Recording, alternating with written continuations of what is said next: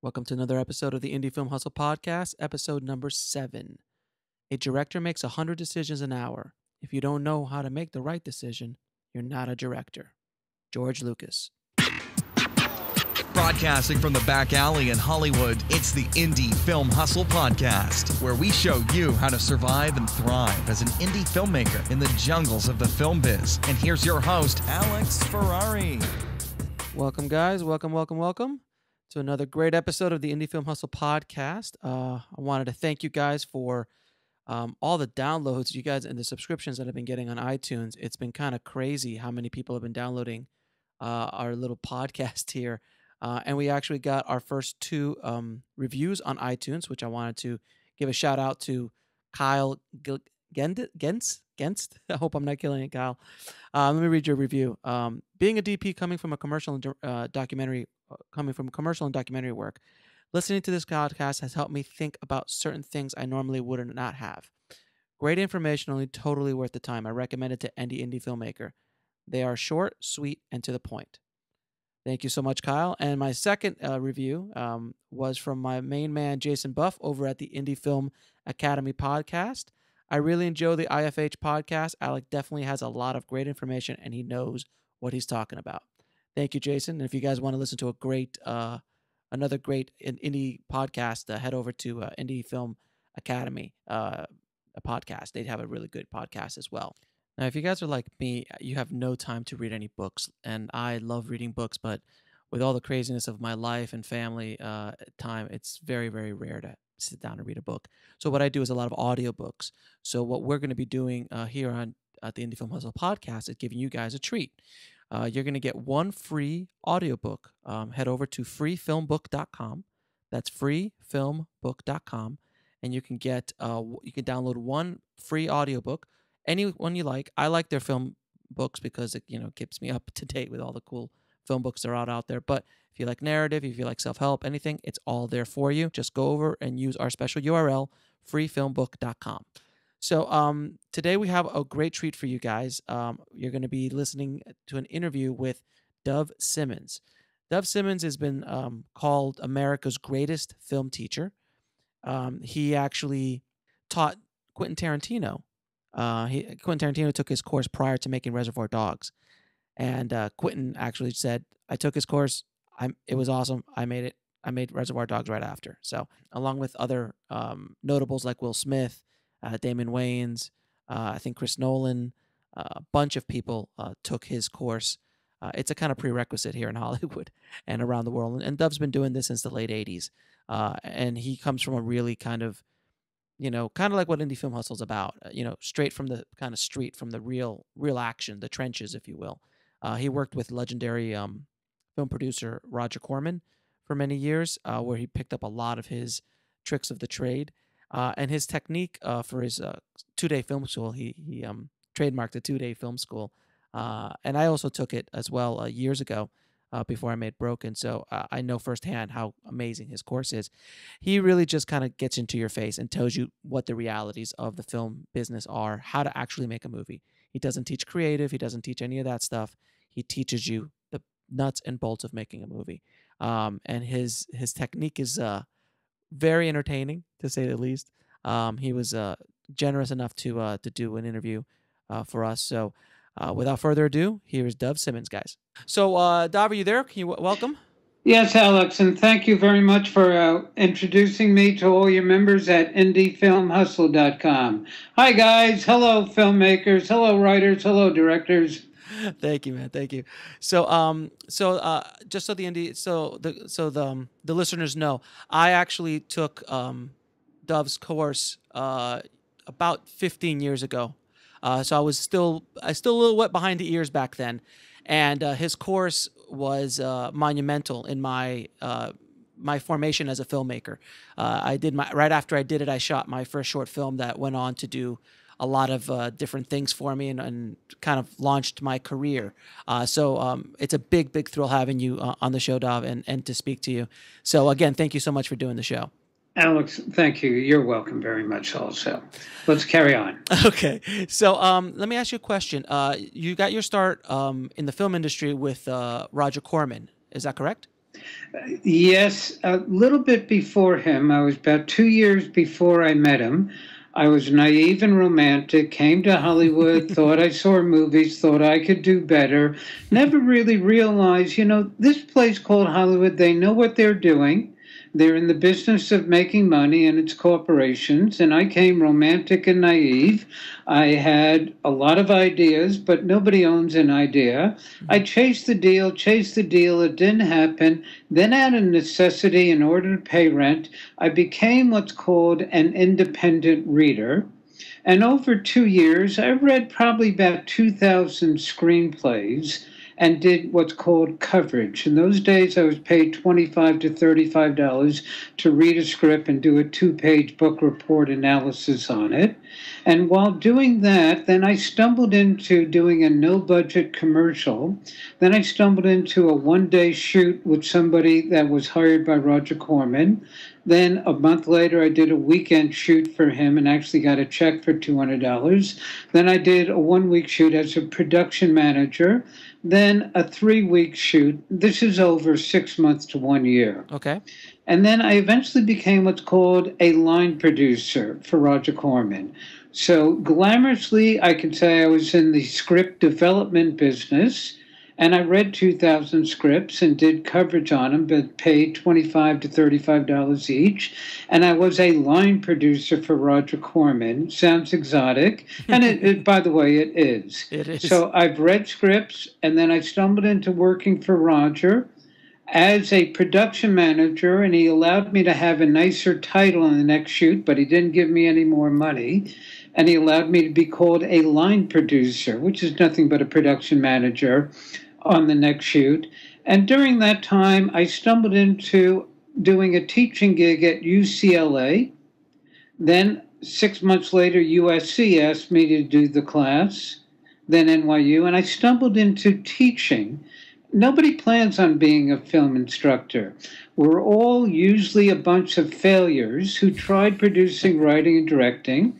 Everybody knows the saying, those that can do, and those that can't teach. Mm-hmm. I wanted to be a great producer. I want to be a great director. I still want to be, but I really don't have the talent.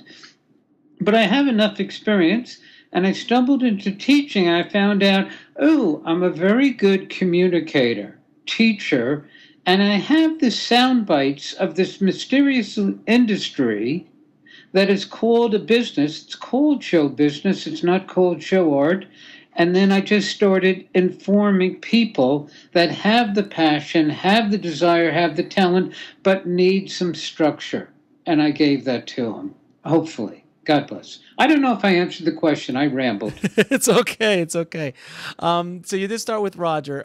Now, can I ask you a question? Because I've studied Roger Corman and all his work, and he's launched, many film careers, monster film careers in Hollywood. Mm-hmm. What did you learn going through the Corman Film School? I know a few people who've actually gone through it as well, some crew members, DPs, and so on that went through it as well, did projects with Roger. What did you learn about that kind of crazy filmmaking process that he goes through? 1, it's a business. 2, get it done. Don't make it great. That's it? Awesome. That's it. It's a business. Mm-hmm. Now get it done. And get it done means you only have enough money for 1, 2, or 3 week shoot. At the most, a 3-week shoot. Mm-hmm. A 90-page script. 1 location. Roger jokingly says, but it's correct, when you don't know what you're doing, your first feature film, take 8 kids to a house and chop them up. That's a 90-page script, 8 kids, 1 house. Wait a second. Yeah. 1 house. Take your 8 actors to 1 house. That's a stage play. Oh, that's easy to do. No props, no location moves, no exterior night. Roger also said if he ever sees the 2 words exterior night in a script, he throws the script out. Don't try to shoot anything exterior night with no turnaround. So, Roger, it's business. Get it done. Sell the poster. Call it $1 million feature, but I never saw more than $150,000 to make one. But he calls it $1 million feature, and then he goes to a film market, not a film festival, And at a market, he licenses it, sells it to Italy, Germany, Japan, Korea, Ecuador, Brazil, Hong Kong, China, Indonesia, Malaysia, the Philippines, Australia, New Zealand. When you make a feature film that is genre-oriented and visual-oriented, and it's made in America with American teenagers, American people, and American jeans with American Ray-Bans, in an American house, an American car, you can do, even though it might be poor acting, it's a genre, you can do 35 sales at a film market at ballpark $10,000 to $60,000 per nation. So let's talk business. Yeah. Roger states he just made $1 million feature.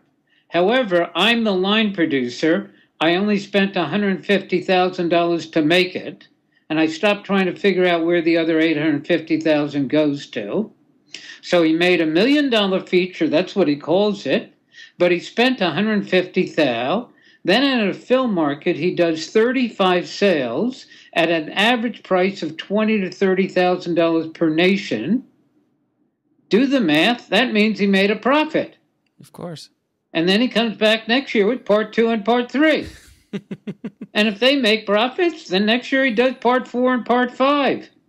And what he said is, if you want to do art, Dov, you want to send a message, call Western Union. I'm not in the message business. I'm in the business of renting seats and selling sugar. That's the movie business. Now that movie business has changed a bit as far as distribution. Well, now it's gotten better and better with social media and on-demand and all these platforms. There are about 20 on-demand platforms. So maybe you, as the one, not you, Alex, specifically, but your audience, you have 2 choices, audience, actually 3. Make your no-budget, micro-budget, ultra-low-budget feature. Go get your 2 iPhones. Do it again. And let's see if you can get into Sundance, Toronto, Telluride, Cannes, or Berlin. Any other festivals are useless. And if you can get into one of them, nowhere near a guarantee, that is marketable. You'll get a distributor that'll probably offer you $200,000 to $1 million to walk away. That's one game plan. A second game plan is do it, but go more, not for dialogue, story, and plot point. Go more for the poster and the genre. And then you take it yourself to Cannes, not the film festival, the market, or AFM. Book a room. That'll cost you $20,000 to $40,000 to do sales. And let's see how good a salesman you are to Italy, Germany, Japan, Korea. And do it yourself, or get a foreign distributor and a producer's rep to do it for you. But they're the middlemen, and you're going to see some creative bookkeeping.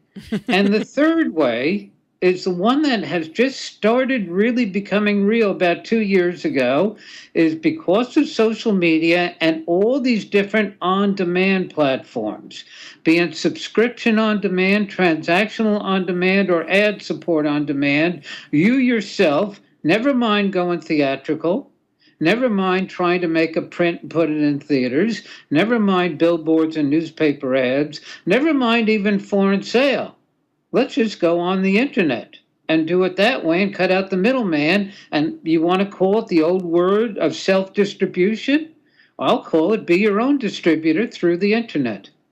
Now, and do you suggest that filmmakers build their communities to be able to sell, like build a community to be able to sell directly to them, like, you know, to make to do a VHX or a Vimeo Pro on demand, or even YouTube on demand, or any of that kind of stuff? Do you suggest that they try to build a community of some sort to be able to start selling more and more product? All good. Yes. But let's talk the magnitude of building a community. Okay. And not just a couple little Facebook friends. Of course.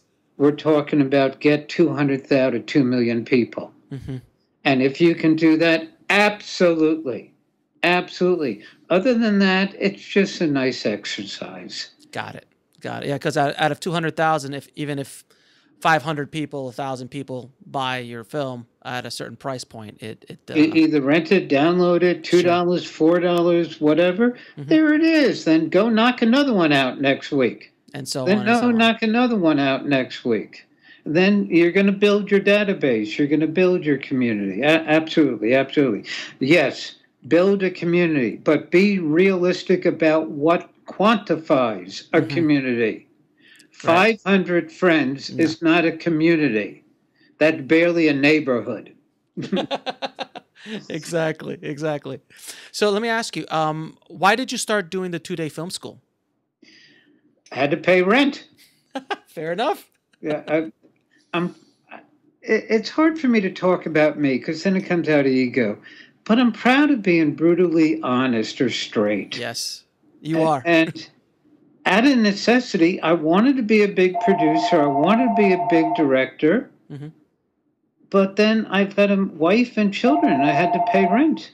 So first is reading scripts, reading 2 scripts a night for coverage at $25 to $35 and 4 scripts on the weekend. Then getting some production managing nickel-dime jobs with Roger.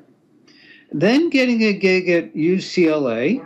Right. Then they paid me only $250 for the first teaching gig for a day at UCLA. Then USC offered me $2,000 for a 2-day class. Ooh. Yeah, not bad. That's like 40 scripts reading. That's 80 scripts reading. Sure. Then NYU in New York offered me $5,000 for a weekend class. Oh, wow. A coach ticket and staying at a cheap hotel in Manhattan. But then I stumbled into somebody, and I did each of those schools. I did it about 4 or 6 times. This is over a 3-year period.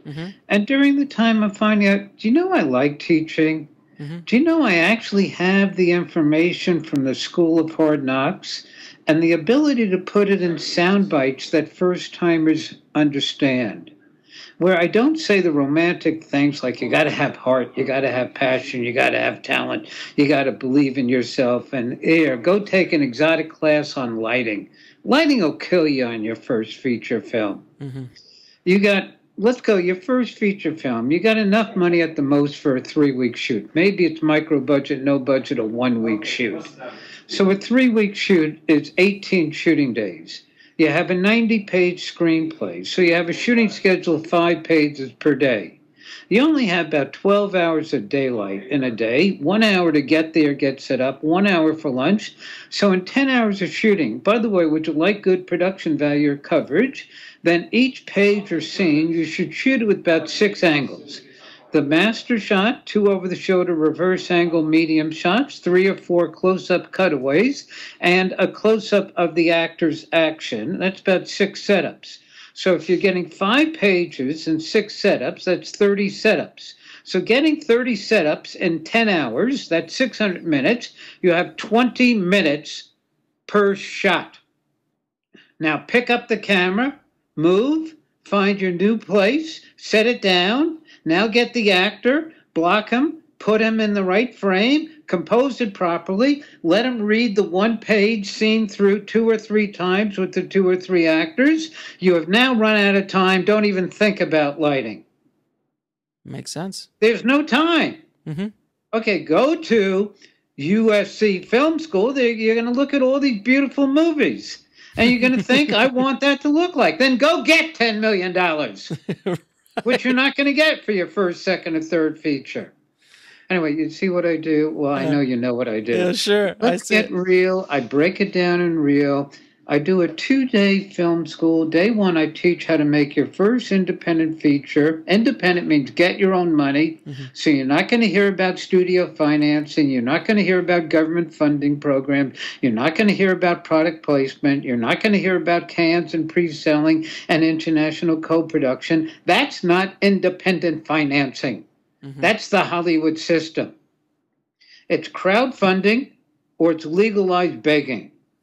And you're going to come up with $10,000 at the absolute most $200,000 to make your first feature. So you better forget the idea that you have right now because you can't make it for minimal money. Now let's come up with the 90-page, 1-location stage play. Jokingly, Roger says take 8 kids to a house and chop them up. It's a stage play. Right. Put your idea that you have right now, ND hustlers, that you have right now. I'm sure your idea is great. Get the script, now put it aside for your second project. Now let's come up with a project, not a short, a feature film, that'll get you the credibility at a festival to get the financing for that project. And your first project is going to be a 90-page, one location, pretty close to a stage play. The Dinner from Hell, the class reunion, the courtroom drama. You'll figure out something creatively, everybody out there. And you're going to have enough money for a 1, 2, or 3-week shoot. So on day one, I teach how to get the script. I teach how to do the shooting schedule. I teach your vendor and equipment deals, assuming you have $10,000 to $200,000. I show how to spend the money for a 1, 2, or 3-week shoot, but leave money left over for post, your picture edit, your sound edit, your ADR, your Foley, your musical score, and how to get your output right now going through a festival, your DCP, and keeping $10,000 back for promotion and social media for that one premiere at the festival, and better get into a major festival. There are 3,000 festivals in the world. 2,980 are useless. Yes. They're not useless. They're good social functions. They're parties, and everybody gets an award at every festival. Yes. Usually it's an invoice, but people call it an award. Yes, very much so. But what you've got to do is, of 3,000 festivals, why do you want to go to a festival? Everybody knows why. To sell your film, be discovered, get a distributor. Well, you're not going to sell your film going to the Columbus, Ohio Film Festival, because no distributors send their employees there. Of 3,000 festivals, the buyers that are, the technical phrase are called the acquisition execs. You should do an article or a podcast on the acquisition execs, their names, and who are they. Okay. Because those are the ones that write the checks and buy, and nobody wants to seem to know their names. Where in my class, I go, here are their names, here are their emails, start blogging them, start blasting them out. And so of 3,000 festivals in the world, those 20 to 40 acquisition execs only go to about 12 festivals a year. Sundance, Toronto, Telluride, Cannes, Berlin, maybe AFI, maybe Los Angeles Independent Festival. So you got to get into one of those major festivals where the odds are very poor. And if you can get into one of the major festivals, now you're in. That's the key. Get into a major festival. Of 3,000, there are only 15 of them that mean anything. All the rest are nice social functions. There's nothing wrong with them, but you're not going to sell your film at them.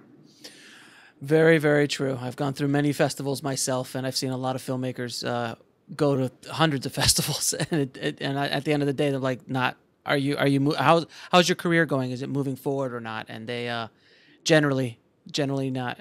It's poker. It's a tough one because when you make your film, it's your baby. Oh, yeah. And you're so emotionally attached to it, and it is your baby. And you know how hard you worked. And I really believe anybody that makes a feature film, especially with no money, deserves an Oscar. Not an award, an Oscar. Never mind people that get Oscars when they're given all the money in the world and all these amazingly talented people. That's not tough. What's tough is to take the hardest thing anybody's going to do in the film industry ever is their first independent, micro-budget, no-budget feature film. You have little to no money. You don't know what you're doing. You will have relatively inexperienced people, most with attitudes because they went to film schools. It's very true. And somehow you got to get this thing done. Done. And everybody thinks it's supposed to be perfect. And I guarantee you, when you're writing the check and it's your dad gave you the money, you're in a position of, I got to get it done. Mm-hmm. And somehow you got to get it done. And if you can get that done and get it into Sundance, Toronto, or Telluride, or Cannes, you really are amazing. You really do have talent. And now you're going to get a lot more money for your second feature film, which is easier because now you know what you're doing. Now you have more money. Now you can afford to pay crew what they believe they're supposed to be paid, and they like the gig. It gets easier and easier and easier. The hardest thing to ever do is the first no budget, micro budget feature. And that's your community, Alex, and you're informing them the best you can from the experience that you have. God bless. I appreciate it. So, can I ask you a few more questions? Of course. All right. So, you've discussed in online and also on your course, what are the 4 different kind of budgets? Can you kind of break down real quick what the 4 different budgets are? Yeah. Mega budget, medium budget, low budget, and no budget. Let me qualify that. But those are the 4. Okay. First off, let's get a reality check. Everybody in the world, when they say they're making a feature film, everybody always asks everybody, what's your budget? Where the correct answer is, it's none of your bloody business. Right. But it's amazing how everybody wants to know everybody else's budget. And 70 years ago in Hollywood, I'm sure the Hollywood executives found out that people are always asking them, what's your budget? Now, Hollywood gives out the budget. Wait, let's get a little common sense. Can you name me any other industry in the world that manufactures products where the manufacturer actually tells the consumer what it costs to make their product? No. Only the movie industry is the only industry in the world where they actually tell the consumer what it costs to make their product. Now let's have a little common sense and a moment of clarity. Hollywood, Warner Bros., Paramount, 20th Century, Universal, Disney, Sony. When they tell you the budget, you think they tell you the truth?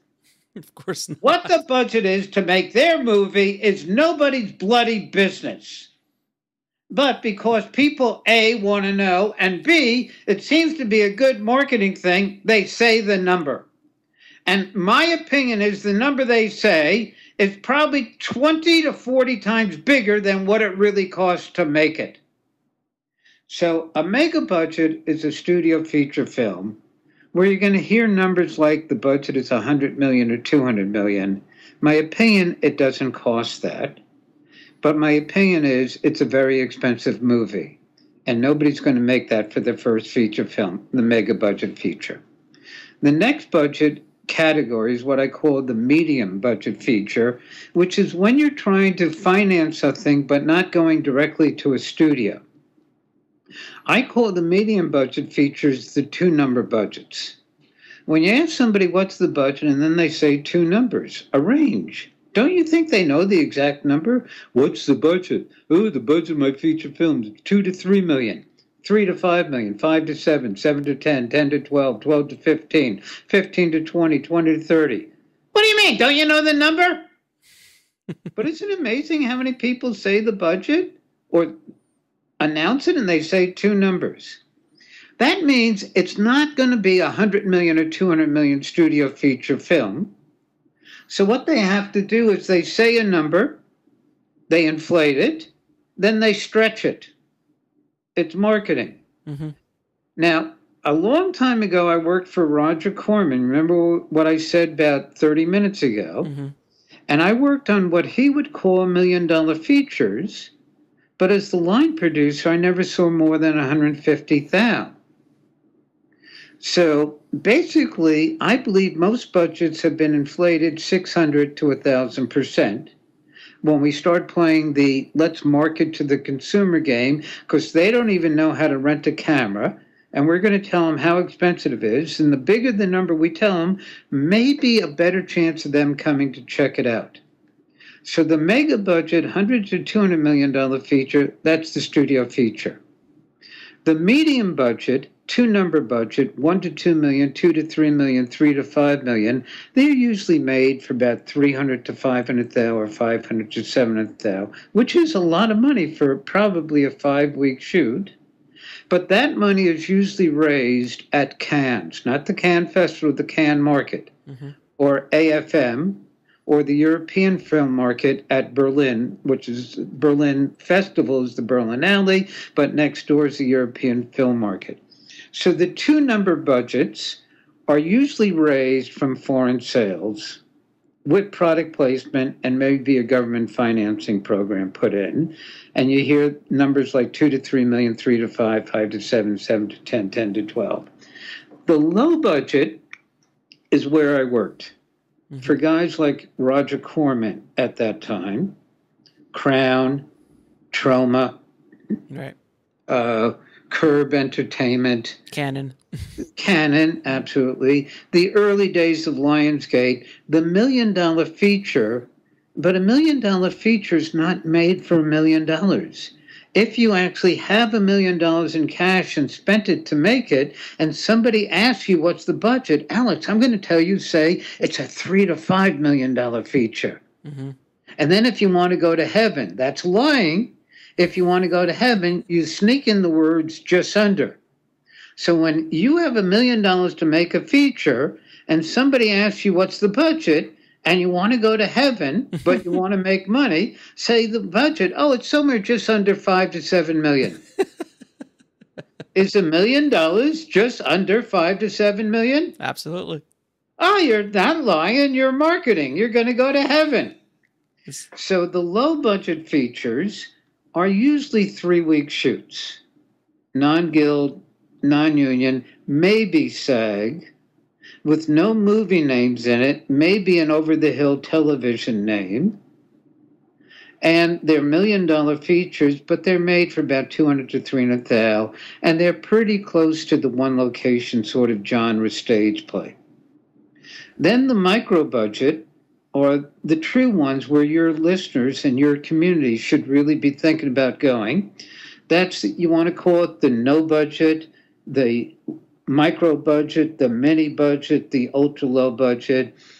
It's ballpark between $10,000 and $100,000. Mm-hmm.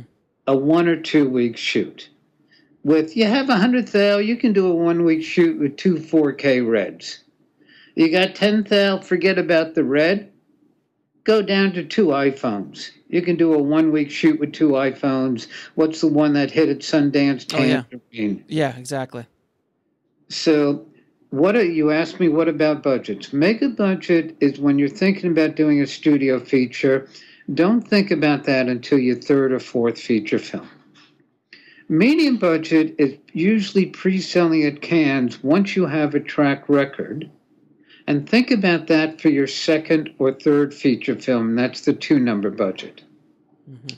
The low budget is the $1 million feature. You can get that either from crowdfunding or a small private placement, raising $200,000 to $300,000 and offering 50%, not ownership, of profits. Big caveat, if there are any. And the micro budget feature is get your own money. Go get a job at Starbucks and save some money. Let's see how great and how much talent you have with the great script that takes place in one location. A 5 to 7 person crew, a 1 week shoot with a bunch of pizzas, burgers, and fries. And now let's see how good the actors are and how good your script is. And the camera will probably bounce all over the place. But the key in micro budget filmmaking is not the camera, it's the microphone. Mm-hmm. Make sure the audio is great. Everybody wants to read about a new camera and then read about a new app with a new lens. It's the audio. I don't care how great the script is and how great the acting and how great the props and great the wardrobe and great this and great that. If the audio is mediocre to poor, it stinks. Yeah, they'll forgive a bad picture way before they forgive bad audio. Yeah. If the audio is poor, nobody cares. Nobody will listen to it. Nobody will hear it. That's it. So the 4 budgets. You got them, Alex? I got them. Mega, I got them. Medium, low, and micro. And where your audience should be focusing on is think micro and maybe low. Think crowdfunding equity, crowdfunding donations, or saving up $10,000 or $20,000 in a 1 week shoot, or thinking about a private placement raising $200,000 to $300,000, but don't make a short to demonstrate your talent. That's going backwards when you're an adult. Find your cinematographer where you live that's a real cinematographer. He will have or she will have an 8 to 10 minute demo reel. You're going to use that demo reel to demonstrate your talent. Your talent was, look who I'm hiring. Look what he or she does. When you make your own short, it's going to look worse than the demo reel of that cinematographer. How about that one? That's very good. That's actually really good advice. Thank you. So, can you share some of the Hollywood's big lies? I know a lot of filmmakers are completely bewildered by the magic of Hollywood. What are just a couple of the big lies that you've talked about? The biggest lie is we're looking for talent. They've got all the talent. I love all those people saying we're looking for talent. No, we're not. We're looking for money. And we're looking for marketable names. If you think anybody out there thinks we're looking for talent, get on a plane, fly to LA, rent a car, drive over to Paramount, go to the gate guard, and when he says, hello, who are you? Say, I'm talent. I'm here. Who do I see? I heard on television you're looking for talent. Please tell them I'm here. That's awesome. That is truly one of the big lies. No question about it. And the next one is the budget is, and they tell you the budget. Sure. It's not your business. And stop asking people what's the budget. It's not your business. And when they tell you a number, it's going to be massively inflated to create a higher perceived value. Exactly, or lower, or it's either the most expensive movie of all time or the cheapest. Either drive it up or drive it down, but the drive it down doesn't work anymore now that we got iPhones, Tangerine. What's the budget of your feature film? $82. That's been used too many times already. It's been beaten up a bit. Can you give another Hollywood lie? Mm-hmm. We're looking for great scripts. Go to the movies. Yeah. Go look at Batman, Superman, Iron Man, Pizza Man, Burger Man. Are those great scripts? No. I'm not yelling at you, Alex. I appreciate it. No, I've seen. Believe me, I'm familiar with your style of teaching, sir. So it's no problem at all. Carry on. Next question. Yeah, sorry. Sure. Is there any advice you could give young filmmakers about publicity for their first film? It's a new world for me. I'm not that educated with social media, but yes, you got to make your first feature film. Got it. 90 pages, one location, and yes, get some sort of poster or billboard, but you're not going to print it and put it out on street corners. And now let's see how you do YouTube. Let's see what you do on a campaign that makes something go viral. Mm-hmm. Let's see how you get a curiosity factor. Let's see how you do Twitter. This is the new world. I'm 72. I know this world exists. It's not a gimmick. It is the real world. But I can't teach it because I'm not savvy enough. I know it's here. Yes, it's very important, especially when you're micro budget, ultra low budget, no budget, and you're doing things for $5,000 to $30,000. And we have all these on-demand platforms from the Hulus, from the Netflix, from the distributors, from the indie flicks, from the Snag films, etc. Mm-hmm. That if you can get the word out and have people more than the phrase "check me out," right, want to pay to see it, for be it microblogging, micro-charging 59 cents each, mm-hmm. or $1 or $2, but you can make profits now. You can make profits. But the key is what you said, that I can't fake it. I don't know how to teach how to get the word out within social media. I know the phrases Facebook, I know YouTube, mm-hmm. I know social media, I know Twitter, but I'm not savvy enough of how to create campaigns for them. Got it.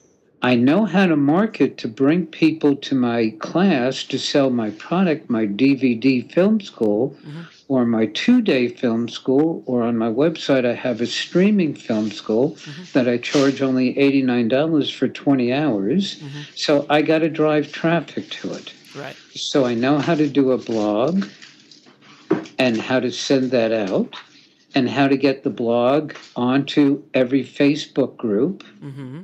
I've got about 140 Facebook groups I put it on. Then I'm on LinkedIn groups. They only allow you 40, so I put it there. Then I know how to do ads, sponsored links on Facebook Mm-hmm. and Google and buy keywords and to target it properly. So my average click to my website cost me 28 cents. Not bad. No, I'm happy with that. I learned that. Mm-hmm. My conversion rate, though, for my landing pages, it's not that good. Mm-hmm. 1 out of 150 people that come to my landing page with the 28-cent click Mm-hmm. means it cost me about $45 to get one person to buy my product at $89 to $389. Right. So I make a profit, but I think I can be more efficient at it, but that's what I'm doing. I think I just gave a class, by the way, to your listeners. Yeah, I think so too.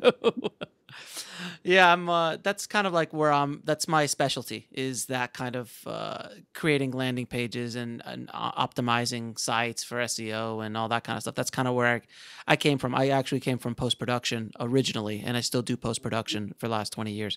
And that's how I make my living, is post-production and directing commercials and music videos. But then I started getting into... I want to stop right now. Yeah. Not stop. I want to applaud you. Oh, thank you. Number one, if you understand picture editing Mm-hmm. and post-production, Oh, yeah. then if anybody out there is looking for a director, Alex is the person to hire. I You appreciate do not hire a stage director that knows how to talk to human beings, actors. I'm not saying that's not important. Mm-hmm. You want to hire somebody that has learned from seeing how other directors screwed up. And editors are always, they don't tell anybody, but they always save the film. It's absolutely true. Absolutely true. And now color an and editor editorial. knows what the basic is of get a master, get 2 over-the-shoulder medium shots. Where is the B-roll or the cutaway roll or the close-up, or sometimes they call it the cat in the window shots, the close-ups. Mm-hmm. So Alex understands that. And he also understands the mechanical making of the film, which is post-production, what the steps are, which are so important. Anyway, let's go back. I ADD'd, Alex, you were saying? I appreciate that. I'm not blowing smoke. You're not giving me any money. I know. Anybody out there, Alex knows how to direct. Now you guys come up with 50,000 or 200,000. And I'm there. Get the great script and call him up, and he'll get it done for that money. Actually, being in post-production for so long and delivering full deliverables all the way through distribution, international distribution and everything, I've seen how the process runs in post-production, and seen the soft underbelly of independent film doing this. And it's true. The whole movie is saved in post-production, either saved or created. I'm going to tell all your listeners right now. You want to break in? You want to be rich and famous? Okay, here's what you do. Make the first movie virtual reality. Yeah. Who's doing it? And never mind Oculus Rift. That's by far the best. Mm-hmm. Go for the cheap one. Go with the Samsung and the cardboard glasses. But do it in virtual reality. Who's doing the first movie? And the key is audio. Mm-hmm. How to do 360-degree sound. Interesting. Actually, I have to do some more research on the virtual reality. Do it. Yeah. Don't do research. Then you're too late. So I just have a couple more questions for you, Dov. Sure. Why do you think the 2-day film school has been so popular all these years? I mean, it's been around since the 80s, correct? 80s or 90s? I think I did the first one after I did teaching at UCLA and the USC, then NYU. Then somebody in the class said, your act's together, bring it to Cincinnati, bring it to Portland. And there you go. Then I entrepreneured. Mm-hmm. That would have been about 89. Gotcha. So the 90s. Got it. So it's been successful because then there was such a void for film education. Mm-hmm. For adults and professionals. Now there are so many people doing their variations, and very many of them are very good at it also. Mm-hmm. I've just been around long. I have the street experience. I have a little bit of an unusual personality, and I've learned the sound bites. Mm-hmm. that people can understand. And I'm still an entrepreneur. And movies bore me. The movie business It's fascinating. fascinates me. Yeah. And it's still business. And I teach everybody who's out there is thinking art, and it is an art form. But I teach the business of making the art and the business of selling the art. And I think that sustains with my personality that delivers the products properly. And I stay abreast. I can explain product placement revenues now. Mm-hmm. I can explain the government programs, be it tax credits, Sure. assumable tax credits, reforms, rebates, which ones to go with and where the money is and what states have it. Then I can explain how to start tapping China. China is this 800-pound gorilla that is not going to go away. Mm-hmm. And it's just getting bigger and bigger, and et cetera, et cetera. So I stay abreast. I stay abreast of which right now, virtual reality. Mm-hmm. Of how to make movies in virtual reality. Yes, everybody's thinking virtual reality gaming. It's absolutely perfect for it. And yes, there's going to be virtual reality for put something on a telescope and put it in outer space. And then every nation and city doing travel logs and the real estate people doing virtual reality for come and look at the $10 million house. But the key for us is virtual reality in movies. And the key is figuring out sound. Mm-hmm. The cameras are there with the 16 little, the 16 little GoPros in little segments around the camera, 32 of them. Right. The key is binaural sound and how to come up with a script in real time with binaural sound that has 10 people in a room. And when your eyes go to one person talking, you can also hear that one person talking. Yeah, that's a challenge. That is a challenge. Be the first to do it. Now, let's have one of your community do it. Just like somebody a year ago, Jason Blum is the contemporary genius. Mm-hmm. He funded a couple people with a couple of iPhones, and that was Tangerine. Wow. The next story is not going to be making movies with iPhones. It's been done and keep doing. It's now the next virtual reality movie. Very cool. One more question. What is the future for independent filmmakers and the changing industry? Like, it's changed so much in the last 10 years. Where do you see it going forward? There are two industries. There's the studio system. As long as the family stays together, on the weekend, kids got to get out of the house. Where are they going to go? The cheapest form of entertainment will always be movies. I don't know what a movie theater is going to look like 20 years from now, but kids are always going to have to get out of the house. And movies compared to live theater, music concerts, and sporting events are the cheapest form of entertainment. So movie theaters will always be there. Plus, by the way, kids, us parents, come weekends, want to get away from you spoiled little brats. And the cheapest form of entertainment is the movie theater and the mall. So I believe movie theaters and malls will always be there. So I don't accept everything has changed. Mm-hmm. I will argue that forever. What I go is there's a new medium. The social media and the iPads and the on-demand. That's a new revenue stream. It's a golden era. You can make something and hope to get into the theatrical demographics that it becomes a movie and then cash in from the other revenue streams. Or you can go for something directly for the on-demand platforms and know how to get the word out specifically within the social media and the community, as you mentioned, Alex, that you build up. Mm-hmm. So the old world is still there. It's not going anywhere. And it got bigger because of China. Mm-hmm. And there is a new world that is not replacing the old world. It's an addition to. Kind of like Rome. Rome still has the ancient buildings lying around, but there's very modern in many ways. So it's not replaced it completely, but they live hand in hand. Now let's start though. Here's my formula. And I did a blog yesterday on it. I posted it today. Hmm. You want $200 million, make Yes. a $20 million feature, get your opening title credit, get it out there, and it makes money. And then the studios will line up to give you 200 mil. But you got to start with 20 mil. Alex, do you have $20 million in your pocket that you can write the check? I don't think so. Not Don't at the even moment. ask. Not at the moment, sir. So how do you get 20 million? You make a $2 million feature. How do you get $2 million? Oh, you're. I lost you there, Dov. Oh, There. how do you get 200 million? You make a $20 million feature that makes Make sure. Sorry, million. I'm losing you, Dov. Can you make sure your connection's in? Oh, I put the mic down. Am I better now? Yeah, you're there. You're better now. That was me putting it across my body. I put Alright. the microphone. I covered it up. No worries. So how do you get $200 million? You make a $20 million feature that makes money. Wait, how do you get $20 million? You make a $2 million feature that makes money. Well, how do you get $2 million?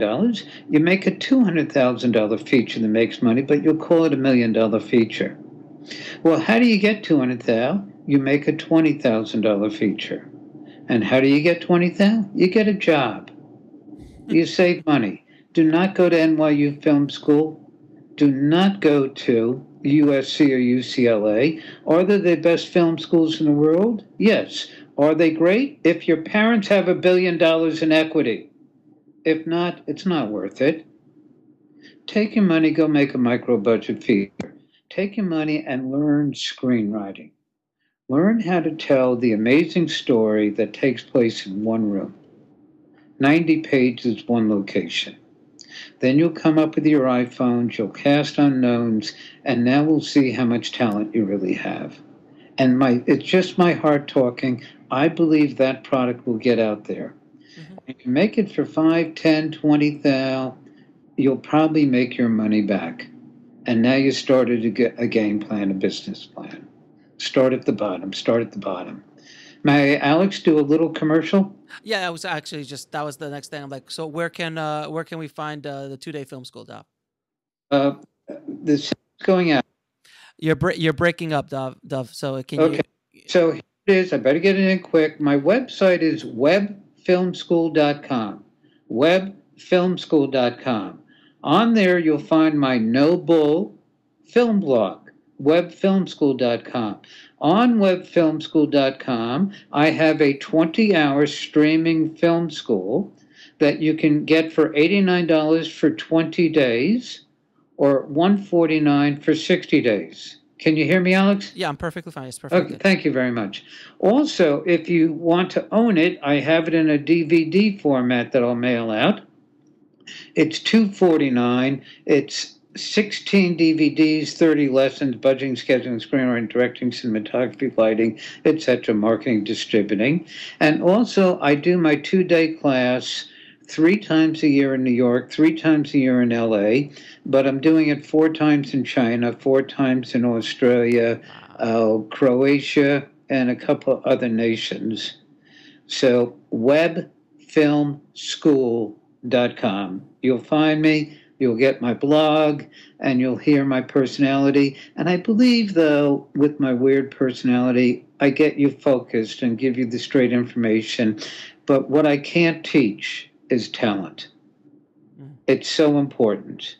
I don't know how to teach it. I know how to give you the nuts and bolts.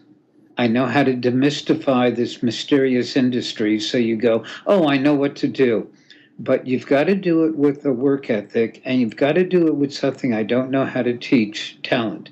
I know it after I see it, but I can't teach it. I wish all of your community the best. I recommend to get your 90-page, one-location stage play and start with a micro-budget, 1-week feature film. 1-week feature. God bless. Happy filmmaking. God, thank you, Dov, so much for being on the show. And guys, please go out and go to webfilmschool.com. It is awesome. I highly, highly recommend it. I've been actually promoting it on Indie Film Hustle since we launched Indie Film Hustle. Dov doesn't give me a dime for that. I do it just because I love him and I love I love the kind of work that and the information's there, and it's so in your face and exactly what you need to hear. And there's no BS. There's no romanticizing, which a lot of people do. He gets straight to the point and tells you exactly what you need to do to make a movie.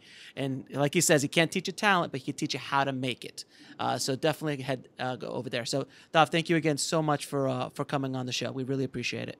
You're welcome. And all you out there, you got 20,000 to 200,000 on the great script and want to hire a director, Alex will get it done. But if you're paying him nickel dime money, he better have an equity in it if he loves the script. God bless. Happy filmmaking, everybody. So that was Dov Simmons, guys. I hope you guys enjoyed it. I know I did. It was a big treat talking to Dov. He is, as you can tell, a master at what he does. He's one of the first guys, actually the first guy, if I'm not mistaken, in the game of teaching filmmakers, independent filmmakers outside of film schools. So I really am a big fan of his and big fan of what he does. So you guys got to go check out webfilmschool.com where you can find his course. I would definitely take his course if you're going to be a filmmaker. It is awesome. It teaches you. It really is a 2-day film school. Like you come out of there and you really feel that you have a good grasp of how to make a movie, technically. Not the creative, not the cameras, not any of that stuff, but actually the nuts and bolts of making a movie. So definitely go check them out. And thanks again to Dov for being on the show. Now, if you want to get my 6 secrets to get into film festivals for cheap or free, head on over to filmfestivaltips.com. That's filmfestivaltips.com. I'll show you how I got into over 500 film festivals for cheap or free. And I only paid for a fraction of them. So I give you all my secrets on how I did it. That's filmfestivaltips.com. And again, guys, if you like the show, please head over to iTunes and leave us a review. You have no idea how much that helps the show and helps us get to more and more independent filmmakers and spread the gospel that is Indie Film Hustle. So thanks again, guys, for listening, and I'll see you guys soon. Bye. Thanks for listening to the Indie Film Hustle podcast at indiefilmhustle.com. That's INDIEFILMHUSTLE.com.